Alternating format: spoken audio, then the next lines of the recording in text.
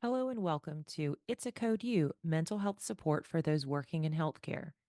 This is a podcast created for healthcare employees to explore not only issues relating to mental and emotional health, but also unique challenges that those working in healthcare are faced with. Your hosts are Adina Tucker, a licensed clinical social worker with Dartmouth Health, and Jennifer Hinsey, an MSW also with Dartmouth Health.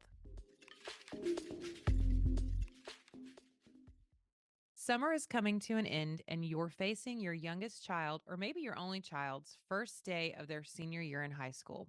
You're likely filled with emotions. This time next year, you are facing that you're now an empty nester. Welcome to It's a Code You. This episode, we're going to take a look at how to best prepare yourself for becoming an empty nester. If you were to Google it, you might learn that while empty nest syndrome isn't a condition that you'd find in the DSM, which is a diagnostic manual used for mental health conditions, but it is a real experience that parents might have. Empty nest syndrome is a transitional stage in adulthood where parents are experiencing the changes that come along with their home becoming empty of their children as they go off into the world.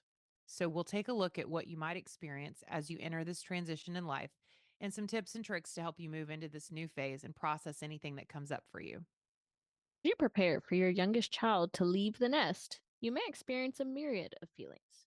After all, your life has revolved around their care for the last 18 years. Now that child is going off on their own to pursue an education or travel. Maybe they're working now or wherever their dreams might take them.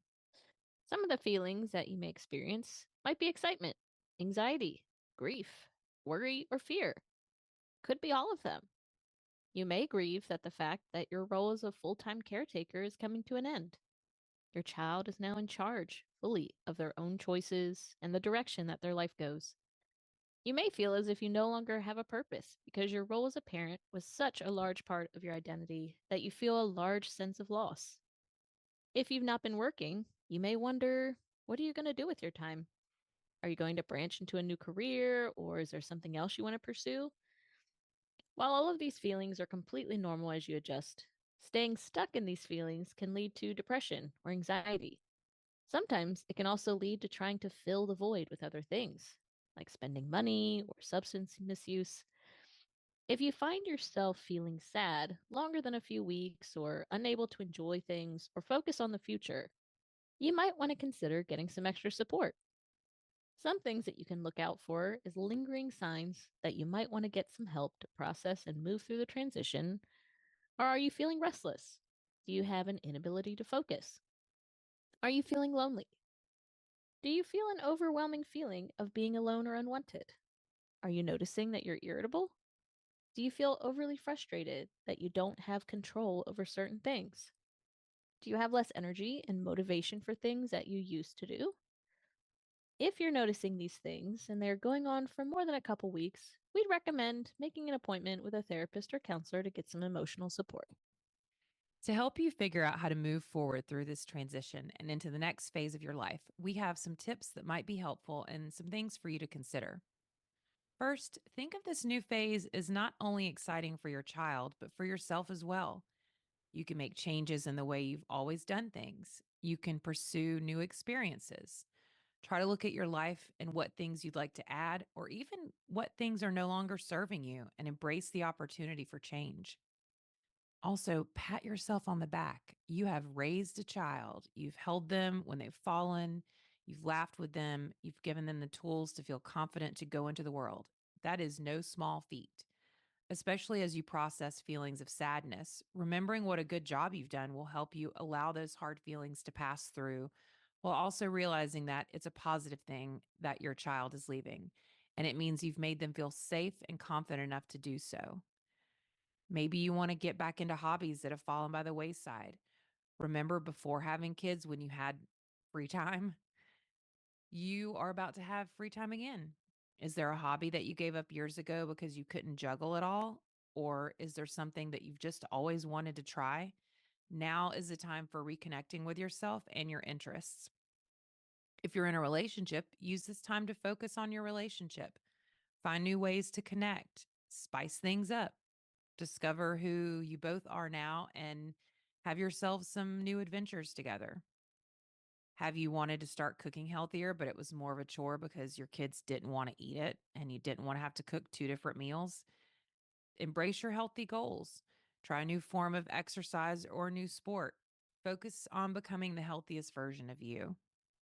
In that same vein of getting healthy, even if you don't feel that you're experiencing depression or anxiety, you could connect with a therapist to help you reevaluate where you want your life to go or to work through things that you've been putting off.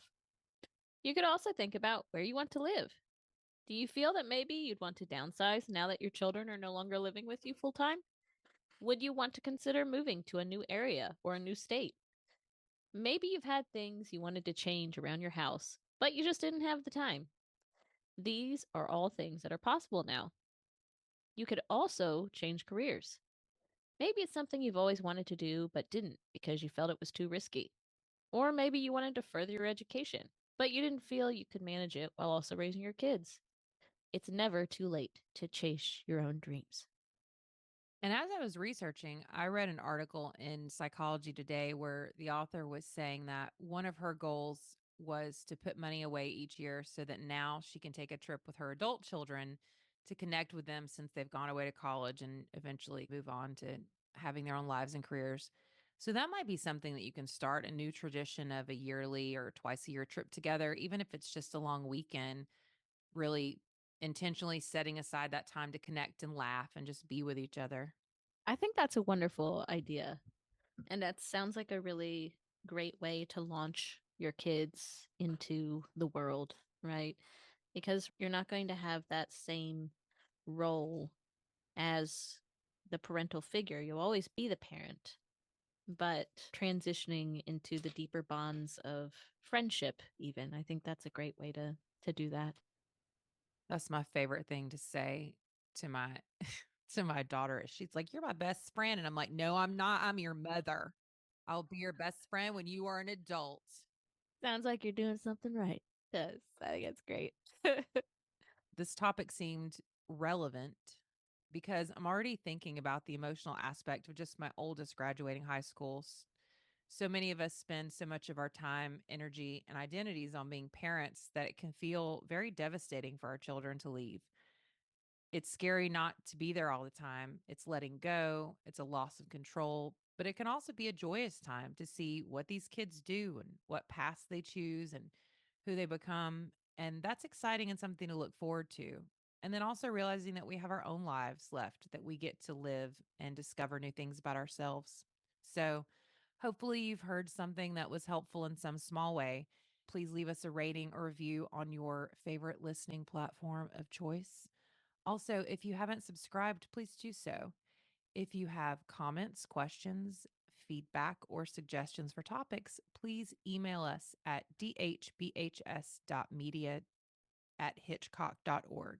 And we appreciate you listening.